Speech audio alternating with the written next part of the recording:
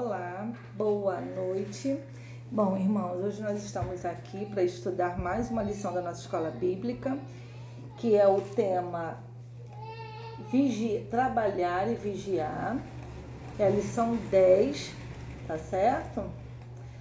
Na semana passada, nós estudamos Planejar para Vencer, né?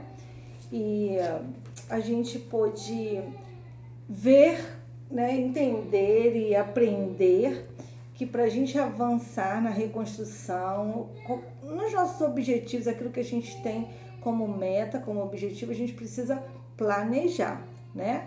E a gente viu isso dentro do contexto, já temos visto, né, dentro do contexto de Israel ali, na reconstrução dos muros de Jerusalém. E hoje, na nossa lição, a gente já planejamos, já aprendemos como planejar, agora nós vamos colocar as mãos à obra, né? Trabalhar e vigiar. Então, na lição de hoje, nós vamos aprender que, após fazer um planejamento, a gente precisa avançar, trabalhar. Mas não basta apenas partir para o trabalho. Nós temos que ser estrategistas, precisamos trabalhar em duas frentes, né? E a gente vai aprender isso olhando para Neemias. O nosso texto base é Neemias capítulo 4, dos versículos 13 a 18, e a gente vai aprender um pouquinho sobre como Neemias foi estrategista, o que ele fez, né? Como que ele trabalhou, como que ele desenvolveu ali, né, junto com o povo, a reconstrução dos muros de Jerusalém. O que foi preciso fazer, né? Eles tomaram uma decisão, a gente já vem falando isso desde as primeiras lições a respeito da reconstrução, e agora chega um momento em que eles partem efetivamente para a obra, né? Vão ao trabalho. E aí o autor, a gente primeiro vai ler Neemias capítulo 4, vamos ler lá? Quem tiver aí com a Bíblia, quiser me acompanhar, a gente vai ler Neemias capítulo 4, dos versículos 13, não é isso? Ao versículo 18.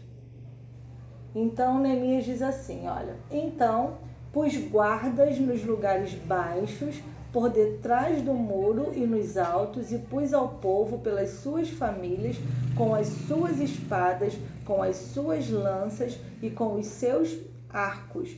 E olhei e levantei-me e disse aos nobres, aos magistrados, ao restante do povo: não os temais, lembrai-vos do grande e terrível Senhor, e pelejai pelos vossos irmãos, vossos filhos, vossas mulheres e vossas casas.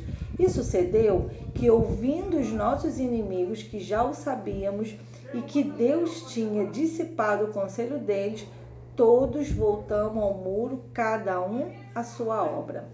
E sucedeu que, desde aquele dia, metade dos seus servos trabalhava na obra, e metade deles tinha as lanças, os escudos, os arcos e as couraças, e os líderes estavam por detrás de toda a casa de Judá. Os que edificavam o muro, os que traziam as cargas e os que carregavam, cada um com uma das mãos, isso aqui é muito importante, fazia a obra, e na outra tinha as armas. Vou ler novamente o versículo 17. Os que edificavam o muro, os que traziam as cargas e os que carregavam, cada um com uma das mãos fazia a obra, e na outra tinha as armas. Versículo 18. E os edificadores, cada um trazia sua espada cingida aos lombos, e edificavam. O que tocava a trombeta estava junto comigo. Bom, esse é o texto que nós vamos usar aqui, né, que o autor deixou para nossa reflexão, para que a gente possa estudar essa lição que traz tema trabalhar e vigiar. Então aqui ele diz assim, olha, nessa lição iremos notar que Neemias está trabalhando a reconstrução dos muros da cidade de Jerusalém. A cidade havia sido tomada pelos babilônios, seus muros derrubados e suas portas queimadas. Muros trazem sensação de segurança, de proteção. E nas cidades antigas, os muros eram imprescindíveis para se avaliar o grau de segurança de seus habitantes. Bom, então, só até aqui, né, por enquanto. A gente sabe, né, inclusive a gente tinha uma história tão conhecida que tem na palavra de Deus a respeito das muralhas de Jericó, né? Então, sempre a gente encontra na Bíblia muitas passagens fazendo menção aos muros das cidades, porque eles realmente representavam isso, né? Uma cidade desmurada, sem muros, desmurado, nem sei se essa palavra existe, sem muros ou com um muro quebrado, né, ali destruído, era uma cidade desprotegida. Então, uma cidade fortificada porque ela era uma cidade bem murada, né, os muros ali sem nenhuma brecha. Então, Jerusalém aqui com os muros destruídos estava totalmente à mercê dos inimigos, né? Por isso eles estavam vivendo em miséria, a gente viu isso lá em capítulos anteriores, né? Em estudos anteriores. Então Neemias sabe desse problema, ele se levanta e ele ora e ele parte para a reconstrução. E aqui, já logo na introdução, o autor já traz a gente a pensar, a fazer uma analogia como Igreja do Senhor. Naquela época, né, uma cidade protegida estava se falando de muro, de pedra mesmo, né? Mas a gente, hoje, no nosso contexto, não são muros de pedra, não são capazes de nos proteger. Protege sim, né, em termos, a gente não sofre mais aqueles ataques, não tem mais aquelas guerras igual eram, invasão de cidade, né? Pelo menos não aqui no nosso país, graças a Deus a gente não vive essa realidade. Mas de que muro a gente precisa reconstruir? De que muro a gente precisa cuidar, que ele precisa estar sem brechas, né? Para que a gente fique seguro e protegido? Muros espirituais, tá certo? Não é isso? Então, esses muros nós precisamos reconstruir. E nessa lição, né, lá num contexto real de obra mesmo, né, ali, tinha o contexto também espiritual envolvido, obviamente, a gente sabe, mas Neemias então coloca o povo para trabalhar. Mas Neemias, como um homem de Deus, né, um homem sábio, ele entende que não basta só trabalhar, né? Não dá para sair, se o povo saísse só para construir, para trabalhar e não cuidasse da casa, não cuidasse ali tinha toda uma estratégia que precisava ser tomada, né? Ele precisava tomar algumas decisões importantes, assim como nós, dentro do nosso contexto, nós precisamos também, quando tomamos a atitude de reconstruir algo, nós também precisamos cuidar de alguns detalhes que a reconstrução ela vai trazer consigo, né? Logo aqui no primeiro ponto, quando o autor traz aí, né, trabalhar, e já logo no versículo 13, como a gente leu, né, que é quando eles partem efetivamente para a obra, a gente percebe que Neemias sabia que viria oposição. E é bom que a gente também tenha isso claro na nossa mente, não é isso? Todas as vezes que a gente se coloca ou a gente assume uma posição de reconstruir algo, é certo que opositores se levantarão. E aqui, nesse contexto, Neemias sabia disso. Sabia que iriam se levantar. Aliás, já tinha, né? Eles já tinham passado aí, né? Sanbalate, Tobias e já estavam, né, ali se levantando contra. E o texto, capítulos anteriores ao versículo que nós lemos, no versículo 13, fala que ao saber da reconstrução, os inimigos ficaram irados, né, e já se posicionaram contra, já buscando estratégias para impedir a execução da obra, para fazer com que eles parassem a obra. Então, isso também é real na nossa vida e falando do contexto espiritual. Todas as vezes que a gente se posiciona, né, para reconstruir alguma coisa, sejam os muros dos nossos relacionamentos, sejam um muro espiritual, sejam muros familiares, sejam muros na vida financeira, enfim, qualquer muro que a gente decida reconstruir, quando a gente coloca a mão na obra, na massa, né, e agora até fora do contexto de muro, mas quando a gente decide trabalhar na obra do Senhor, oposição se levanta. Então, aqui a gente vai aprender com Neemias o que a gente precisa fazer para estar pronto a enfrentar, para esse enfrentamento. Né? Como é que a gente faz? Não dá para fugir da oposição, dá para impedir que ela aconteça? Não, a gente não tem esse controle, né? Então, ela vai surgir. Eu preciso saber como enfrentar, quais estratégias, quais os caminhos que eu preciso fazer para vencer e ultrapassar essa oposição, vencê-la. E aqui o autor diz assim, olha, é importante observar que Neemias põe as famílias para trabalhar, cada qual diante da sua própria residência. Muito interessante isso, né?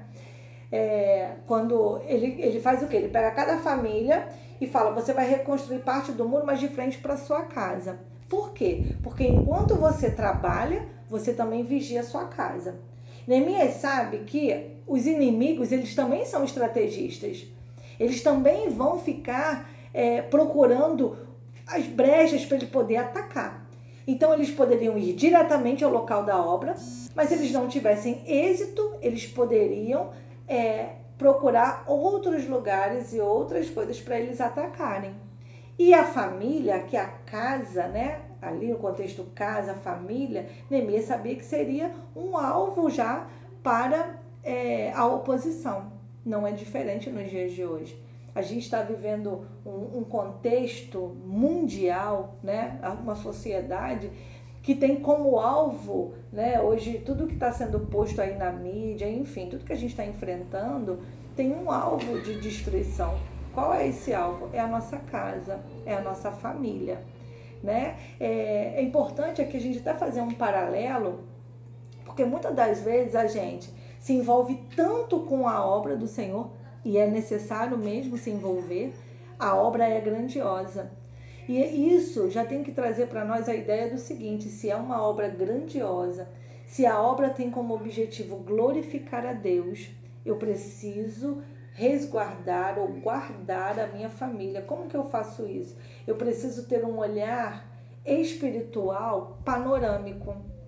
Panorâmico, acho que essa é a ideia, né? O que é uma visão panorâmica? É você enxergar aqui tudo que está nessa sala, né? Eu tô aqui, o meu foco está aqui na minha frente, mas eu tô vendo tudo que está aqui ao meu redor, né? Eu tô prestando atenção aqui na câmera, mas eu tô vendo aqui tudo que está. Isso é uma visão panorâmica, tem um todo. E quando a gente se propõe a trabalhar na obra do Senhor, nós também não podemos perder essa visão panorâmica. Eu preciso manter o meu foco, mas olhar ao meu redor, né? Cuidar da minha casa, cuidar dos meus. Eu não posso abrir mão. Muitas das vezes a gente se envolve tanto, de modo que a gente fica desatento. Tá? O que eu quero dizer não é que nós não devemos nos desenvolver, muito pelo contrário, mas devemos ser sóbrios e prudentes, né? Aqui Neemias, ele é prudente, ele sabe que tem uma grande obra a ser executada, ele sabe que precisa executar essa obra, que ele tem que fazer tudo isso, mas ele sabe que ele não pode descuidar das casas e das famílias. Então a gente vê que no contexto ali, né, Neemias coloca então cada pessoa, né, cada membro ali do exército trabalhando, reconstruindo o muro do povo, cada um de frente para sua casa. Com qual objetivo? Ao mesmo tempo em que eles reconstruíam o muro, eles estavam de olhos bem abertos na sua família, ou seja, eles trabalhavam e vigiavam. E é interessante aqui, né, a gente pode observar de novo lá no texto de Neemias, quando fala que, aqui no versículo 17, que os que edificavam o muro, os que traziam as casas, cada um estava numa operação diferente, todo mundo contribuindo para um bem comum, né? Então, um fazendo uma coisa, um edificava, ela trabalhava diretamente ali no muro, o outro trazia o material, o outro carregava, o outro, né? Mas cada um fazia, um da mão fazia a obra e na outra mão tinha a arma. Então, é um paralelo. Não dá só para a gente só ficar de vigia e nem tampouco só trabalhar. É preciso que essas duas coisas caminhem juntas, tá certo? E não é diferente na nossa vida, né? Eu tô olhando agora para nós, trazendo isso para as nossas vidas. É preciso trabalhar e vigiar. É preciso estar atento nas astutas investidas do inimigo, né? É preciso ficar com os olhos bem abertos. Como eu falei anteriormente, é preciso prudência, né? O inimigo não descansa. Ele está sempre procurando. Se ele faz uma tentativa e aquela se frustra, ele vai procurar uma outra. Então, qual é o nosso papel como cristão nesse mundo? É viver sempre atento. Jesus já disse, né? Vigiai e orai. Nós buscamos a Deus, assim como Neemias fez aqui, né? Ele ora, ele busca o Senhor uma estratégia e ele põe a mão na massa e ele vai lá e executa, como? Trabalhando e fazendo a parte dele que era de vigiar. Então, que nós sejamos assim também, prudentes. Mais do que nunca, precisamos compreender que estamos lutando por nós e por nossas famílias. Os muros que cercavam e protegiam nossas famílias têm sido derrubados. Valores que outrora eram caros têm sido desprezados numa cultura como a nossa, né? Influenciada por tantas coisas. Então a gente precisa estar muito atento, né? Hoje, assim, hoje os valores, né, que antigamente se falavam tanto, hoje é careta, hoje é ultrapassado na visão do mundo. Mas até que ponto eu estou embarcando nessa também, né? Porque aquela frase, sabe, não tem nada a ver, como isso tem adentrado as nossas casas, não é mesmo? Dentro do contexto da nossa família, e aí a gente vai entrando na dança do mundo. Mas a palavra de Deus bem disse, né? Já, acho que, se eu não me engano, Paulo falou isso, que nós não devemos nos conformar com este mundo, mas devemos nos transformar pela renovação da nossa mente. Então nós precisamos ter esse cuidado. O vigiar também é isso, né? Aqui no contexto espiritual, estar em vigilância é ficar atento para não se colocar na forma desse mundo, né? Ir contra, continuar combatendo. E como é que eu faço isso? Com a espada do Espírito. Aqui no texto fala, né, que eles trabalhavam com uma mão e eles estavam com lanças e com espadas na outra. Lá era espada mesmo, né? Lança, arma de guerra. Mas quais as armas que nós temos hoje, olhando para o espiritual, que o Senhor disponibiliza para nós e nos orienta a usar? A espada do Espírito, o capacete da salvação, né? Calçar as sandálias do Evangelho da Paz, enfim, toda a armadura que está ali descrita em Efésios. Então a gente precisa se vestir dessa armadura, porque nós também estamos numa batalha, também estamos numa guerra, também estamos reconstruindo valores que vêm se perdendo ao longo do tempo. Mas nós não podemos desanimar e nem podemos ficar desatentos, mas sempre cuidando dessas duas frentes, não é mesmo? Então aqui diz assim, olha, nossa luta em defesa da família, conforme instituída por nosso Deus, deve ser constante. A vida cristã é uma vida de serviço. Paulo nos encoraja ao trabalho cristão, né? Esse texto aqui é tão conhecido nosso. Portanto, meus amados irmãos, sejam firmes, inabaláveis e sempre abundantes na obra do Senhor, sabendo que no Senhor o trabalho de vocês não é vão. Isso é importante estar na nossa mente, até porque quando nós sabemos que trabalhamos para o Senhor e que dele vamos receber a recompensa, nós encontramos força para prosseguir. Nós não desanimamos e ficamos à beira do caminho, não deixamos de batalhar, né? O Senhor é quem renova as nossas forças e nós devemos estar sempre prontos para isso. E certos de que enquanto nós estivermos com o pé nessa terra, nós vamos trabalhar. Isso, o trabalho físico mesmo e o trabalho espiritual. Como servos do Senhor, o nosso trabalho só cessa quando o Senhor nos levar, né? E aqui fala sobre isso. O próprio Jesus afirmou que quem lança a mão no arado e olha para trás não é apto para o seu reino. Nós não podemos ser daqueles que retrocedem, mas aqueles que olham adiante e que prosseguem para o alvo, né? O servo de Jesus Cristo trabalha enquanto é dia. Aliás, o servo de Jesus Cristo trabalha enquanto é dia porque sabe que a noite vem quando não vai mais poder trabalhar. Isso é em João 9,4. O trabalho cristão se restringe a esse mundo. Todavia, quando formos convocados ao encontro do Senhor, todo o trabalho será encerrado. Então, anime-se. Enquanto estamos aqui, vamos trabalhar, né? E no ponto 2, que vai do versículo 16 ao 18, aí a gente fala sobre a vigia, né? Sobre estar com os olhos abertos, atentos. E aqui diz assim: naturalmente, quando nos dispomos a trabalhar, o inimigo se levanta para nos impedir. Isso aqui é certo, a gente já percebeu isso e a gente percebe na nossa vida, né? Quando você se dispõe a fazer algo e que é trabalhar para o Senhor, fazer algo na direção, dentro do centro da vontade de Deus, ele vai se levantar. Isso é certo, a gente já pode esperar, né? Mas nós precisamos ter em mente, se eu tenho uma obra grandiosa, eu também tenho um grande Senhor ao meu lado, não é mesmo? E aqui diz assim: e o fato é que desejamos nos envolver a trabalhar na obra do Mestre, alguns entraves surgirão tentando nos desestimular.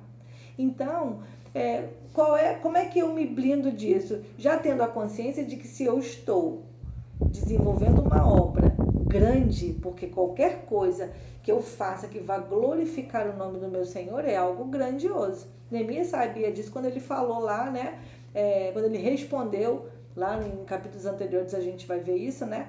Quando o Sanbalat fica fazendo propostas para ele, tentando tirá-lo do foco, ele responde isso: eu estou numa grande obra, eu vou largar para ir falar com você? Então olha a consciência que ele tinha, e essa que nós precisamos ter, que a obra do Senhor é uma grande obra. Então, se é uma grande obra, eu preciso tomar todos os cuidados, eu preciso ter esse olhar panorâmico, porque grande também será as tentativas, os obstáculos, mas eu também sei que maior é o que está em mim do que aquele que está no mundo. Então, eu tenho condições em Deus de vencer esses desafios, né? De vencer toda oposição. Quando Neemias iniciou seu trabalho, uma violenta oposição se levantou para impedi-lo. Isso mostra que é necessário não somente trabalhar, mas como vigiar. Isso tudo a gente já falou aqui. Ele põe os homens trabalhando em condições de se defenderem de ataques, sem comprometer o andamento da obra. Isso é muito importante. Por que há necessidade de vigiar? Porque a obra do Senhor não pode parar. Então eu preciso preparar, né, um cenário, já tenho que criar uma estratégia sabendo que eu vou enfrentar a oposição, então eu já tenho que ter meios de ultrapassar, de vencer essa oposição sem que eu deixe a obra de lado. Por que são duas frentes importantes, né? Porque como a gente falou anteriormente, a gente precisa vigiar ali a nossa casa, a nossa família. Eu não posso deixar ela vulnerável para o inimigo, não é mesmo? Mas eu também não posso deixar a obra parar. Então, são duas frentes que precisam estar muito bem alinhadas. E como que eu alinho isso? Clamando, orando, buscando e obedecendo. E buscando em Deus as estratégias e colocando em prática. Não é mesmo? Bom, ao realizarmos a obra do Senhor, certamente inimigos internos e externos se levantarão tentando impedir a sua realização. Os ataques virão e precisamos estar vigilantes para nos defender dos mesmos. Então aqui novamente o autor vem falando sobre isso. E é interessante aqui quando ele fala que vão vir inimigos externos e também internos. E na maioria das vezes, os maiores inimigos ou aqueles que têm um poder maior de nos paralisar, ele está dentro de nós. E como isso é difícil da gente trabalhar, mas o Senhor, assim, né, louvamos a Deus como lições como essa, porque o Senhor está nos ensinando. Então vamos aprender, né? Vamos procurar aprender. A palavra de Deus é lâmpada para os nossos pés e luz para os nossos caminhos, né? E aqui o Senhor traz essa lição, né, através do pastor aqui que desenvolveu essa lição para que a gente fique atento. Muito mais do que objeções externas, as internas elas têm o poder de paralisar-nos com maior facilidade. E são oposições que vêm, né, de encontro ao nosso pensamento, aos nossos sentimentos. Mas tudo isso nós podemos vencer olhando para a palavra de Deus, né, vestindo da armadura de Deus, para que a gente vença essas investidas do inimigo, esses obstáculos, essas oposições. Né? Nós vencemos quando tomamos posse da palavra de Deus, porque ela é a espada do Espírito. E batalhas espirituais nós vencemos com armas espirituais. Ali naquele contexto, a guerra era física, a guerra eram de homens com espada mesmo, com lança, com escudo, né? Era uma guerra. E qual é a guerra que a gente enfrenta hoje, né? Também às vezes tem uma guerra física, mas a nossa guerra aqui é uma guerra espiritual. Então, são armas espirituais que nós precisamos. E a palavra de Deus nos lembra que o diabo, nosso adversário, anda ao nosso derredor, bramando como leão, buscando a quem possa tragar. Então, devemos ser sóbrios e vigilantes, segundo Pedro 5,8 diz isso. Nossa vigilância deve ser constante, porque a nossa luta não é contra a carne nem sangue, mas contra todos os principados e potestades, príncipes das trevas desse século, contra as hostes espirituais da maldade nos lugares celestiais. Efésios 6,12. Bom, aqui é um outro ponto muito importante a gente comentar. Por quê? Quando a gente fala assim, o diabo está ao nosso derredor e que a nossa luta não é contra a carne nem sangue, talvez a gente pense, né? Mas o diabo vai se materializar aqui, então... Não, querido, muitas das vezes ele vai usar quem? Pessoas. Ele vai se utilizar de pessoas, ele pode até se apresentar de outra forma, mas naturalmente ele faz uso de pessoas, né? Para poder afrontar, para poder se opor. Então, é um outro detalhe que nós precisamos ficar atento, porque muitas das vezes nós perdemos a batalha ou ficamos embaraçados numa batalha pela falta desse discernimento, porque entramos em embate com pessoas, como se elas fossem os nossos inimigos, mas elas não são, né? O que está por trás delas é que é o nosso inimigo e é contra ele que nós estamos lutando.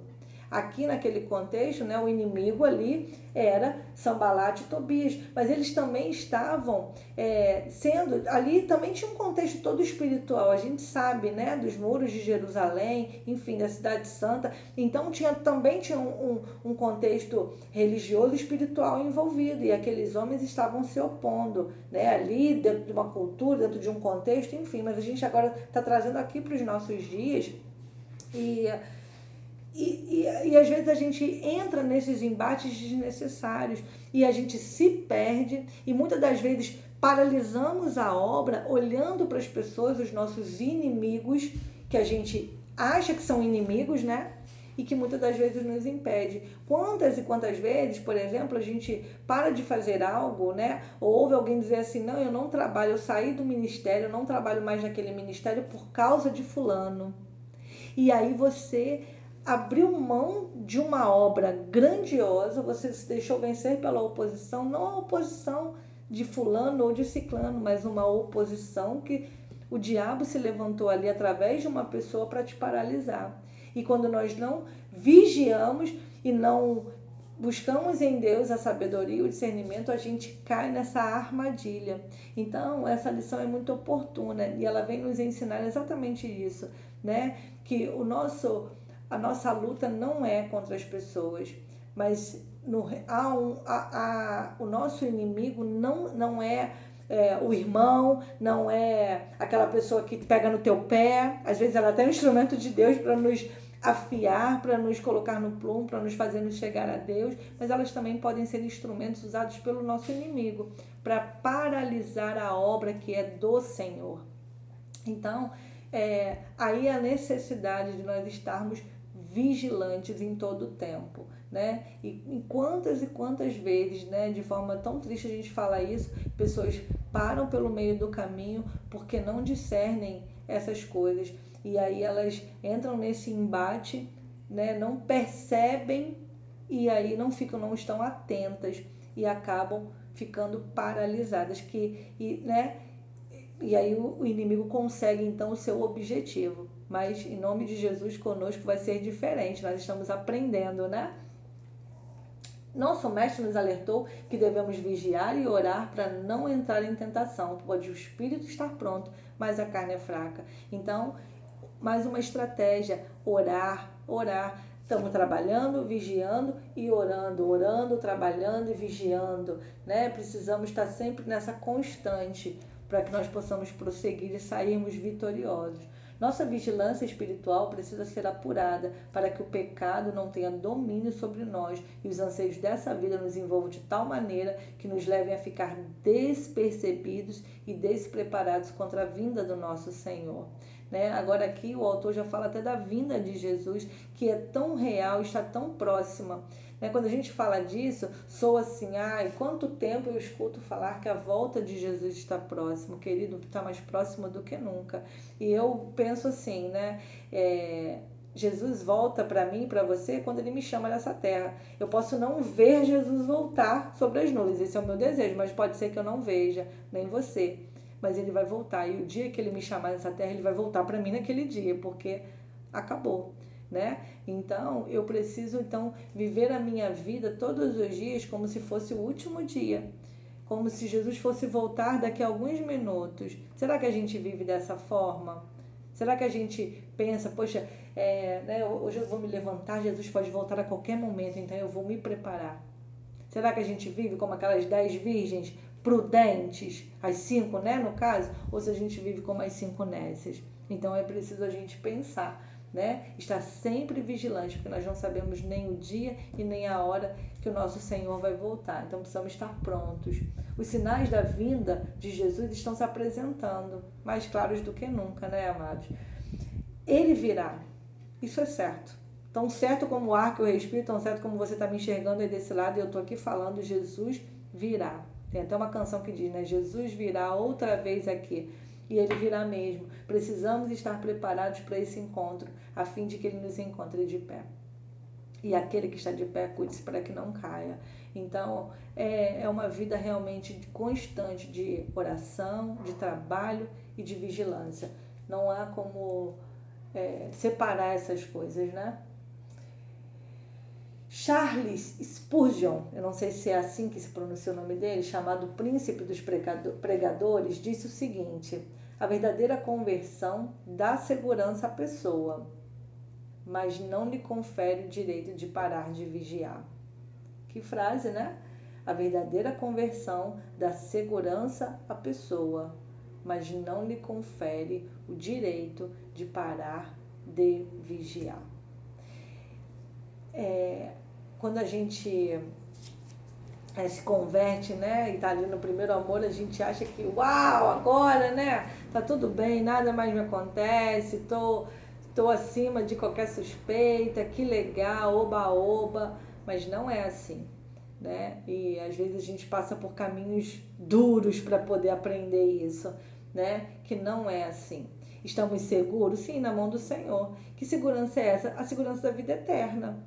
Quando você se converte a Jesus, você está seguro de que vai passar a eternidade com Cristo. Você tem essa segurança, mas aqui nesta terra precisamos vigiar, porque o nosso inimigo continua nos rondando. E o próprio Jesus disse que no mundo tereis aflições, mas temos bom ânimo e precisamos vencer, e vamos assim vencer o mundo. Mas precisamos estar de olhos bem abertos, orando e vigiando, palavras do próprio Jesus.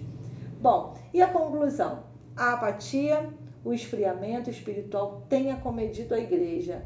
Entendamos como Neemias, entendamos como Neemias, que a obra na qual estamos a realizar é grandiosa e que estamos muito separados. Há muito por fazer e o desafio imposto a nós nesse tempo é de comprometimento total na reconstrução dos muros de uma sociedade caída e carente da graça salvadora de Cristo. Querido, nunca se precisou. Assim, a graça salvadora de Jesus, ela é necessária desde que o mundo é mundo, desde que Jesus veio, o mundo precisa dessa graça, né? Jesus, ele se ofereceu porque o mundo carece, precisamos todos de salvação. Mas olhando para o nosso tempo hoje, acho que nunca o mundo foi tão carente, tão necessitado, está tão perdido e precisa de Jesus. Mas quem é que vai levar, né? Como o profeta falou, como eles ouvirão se não houver quem pregue? Como conhecerão se não houver quem fale? Quem vai? A quem enviarei? A quem? E será que eu e você estamos dizendo, eis-me aqui, Senhor, envia-me a mim? O mundo precisa de Jesus e quem vai levar a mensagem salvadora sou eu e você. Então, o que precisamos de comprometimento? Comprometimento com a obra, entendimento de que a obra não pode parar, não pode. As minhas mazelas, as minhas dificuldades não podem comprometer a obra de Cristo, a obra salvadora, não pode comprometer a missão. Então, o que eu faço? Se eu tenho dificuldades, se eu tenho problemas, eu coloco na mão de Deus, eu vigio, eu oro, eu busco uma estratégia, eu coloco guardas na minha porta, mas eu continuo avançando.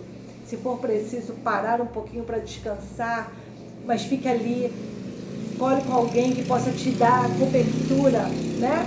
né, numa guerra, não é assim? Se um soldado se fere, então outro fica próximo, dando cobertura, enquanto aquele se restabelece, mas ainda ali dentro do acampamento, ele não vai para fora, ele está ali, tem um lugar reservado onde ele fica ali se cuidando e outro fica dando cobertura. É assim o corpo de Cristo, é assim que nós devemos nos comportar.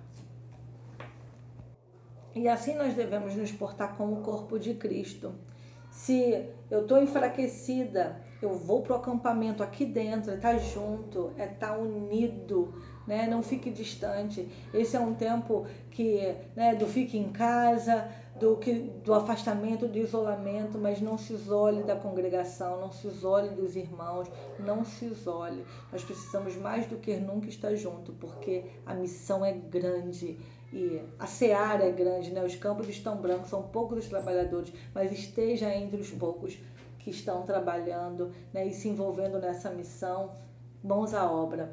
Certamente que ao assumirmos tal postura, o inimigo se levantará e lançará armadilhas tentando nos fazer desistir.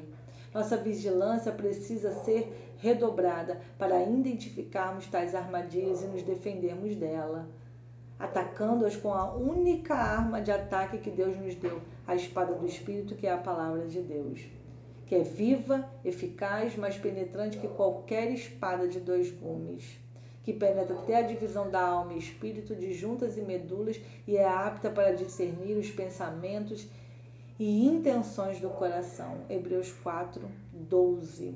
Nesse tempo de relativismo, a verdadeira igreja de Cristo proclama a Bíblia Sagrada como a palavra de Deus e sua única regra de fé e conduta. Querido, relativismo. Hoje nós estamos vivendo nesse tempo onde tudo é relativo, mas eu quero aqui te encorajar e te dizer que a palavra de Deus é verdade absoluta. Absoluta. Relativo é algo assim que pode mudar, né, de acordo com as circunstâncias.